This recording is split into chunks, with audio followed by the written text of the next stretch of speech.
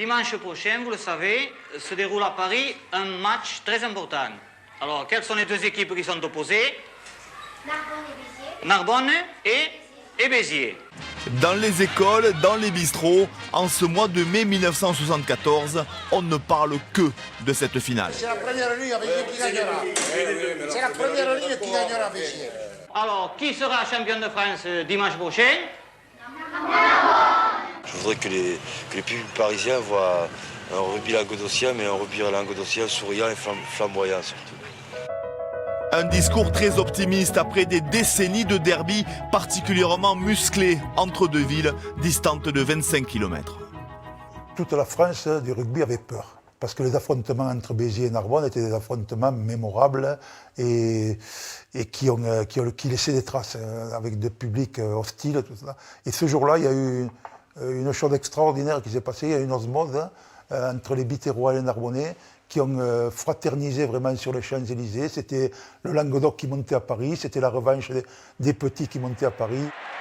Un Languedoc en fête à la capitale pour une finale constellée de joueurs de grande classe. 15 internationaux au coup d'envoi qui vont se mettre au diapason du public pour un sommet du rugby d'attaque. Dans la foulée des Mazot, Sangali, Astre, Cantoni derrière, ou les frères Spanghero, Paco, Vaquerin, Seissé, entre autres, pour les avants. C'est bizarre parce que Narbonne a marqué de très beaux essais. Ils ont marqué 2 essais, on n'en a marqué qu'un. Ils ont marqué 2 pénalités, on n'en a marqué qu'une. On en a fait 3 drops, ils en ont fait 0. Donc ça veut dire qu'on avait une pression dans cette rencontre pour jouer chez l'adversaire. On ne fait pas des drops de 70 mètres. Donc voilà. Ce qui représentait un peu notre jeu, on avait la maîtrise du ballon, quoi. C'était notre credo, n'était pas la vitesse. Notre credo était la maîtrise du ballon. Et Dieu sait si nos ailiers en profitaient aussi, puisqu'ils étaient souvent les meilleurs marqueurs du championnat, quoi. À quelques secondes de la fin de ce magnifique chassé-croisé, c'est Narbonne qui est en tête d'un petit point 14-13 jusqu'à ce drop de Cabrol. La fin du match, c'est une catastrophe de l'arbitre, quoi.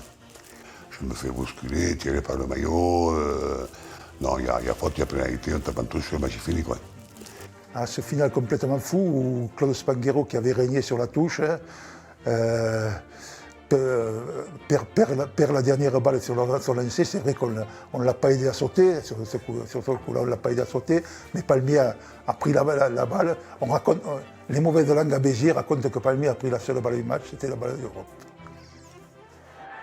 Walter Spanghero et toute une génération ne seront jamais champions de France.